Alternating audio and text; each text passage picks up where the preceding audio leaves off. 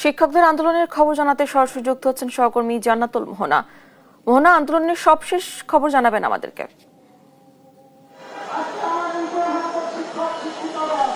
আমি এই মুহূর্তে অবস্থান করছি হাইকোর্টের মাজার গেটের সামনে এবং আপনাদের দেখাতে চাই এখানে এখনো অবস্থান করছেন এমপিওভুক্ত দাবি দেওয়া নিয়ে লাগাতার কর্মসূচি দেওয়া শিক্ষকেরা এবং তারা তাদের দাবি না মানা পর্যন্ত এখান থেকে সরবে না বলে জানিয়েছেন এবং আগামীকাল বেলা 12টার দিকে তারা শাহবাগে অবস্থান কর্মসূচি অনুষ্ঠিত করবে বলে জানিয়েছেন। এই মুহূর্তে একজন শিক্ষকের সাথে আমি কথা বলতে চাই এবং তার কাছে আমার প্রশ্ন, আপনাদের দাবি দেওয়া যতক্ষণ না মানা হবে আপনাদের পরবর্তী কর্মসূচি কি হবে?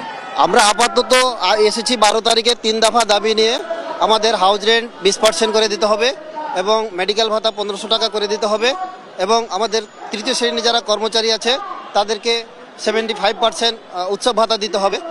আজকে পর্যন্ত আমাদের দাবি এই 3 দফা। যদি সরকার কর্তৃপক্ষ এই 3 দফা দাবি আমাদের মেনে নেয় তাহলে আমরা এখান থেকেই চলে যাব। আর যদি আজকে রাত্রের মধ্যেই না মানা হয় আগামীকালকে আমরা 1 দফা দাবি দিব, সেটা হবে জাতীয়করণ। যতক্ষণ পর্যন্ত আমাদের দাবি দেওয়া না মানা হবে ততক্ষণ পর্যন্ত আমরা এই রাজপথ ছাড়বো না।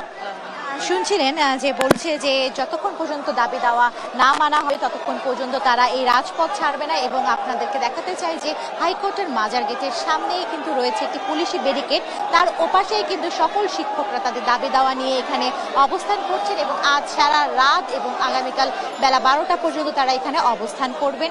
এরপরে তারা শাহবাগে যাবেন। তারপরেও যদি তাদের দাবি দেওয়া না মানা হয় তাহলে তারা যমুনা অভিমুখে লং মার্চ অনুষ্ঠিত করবে। তো এই ছিল আমার কাছে হাইকোর্টের মাজার গেট থেকে সর্বশেষ সংবাদ।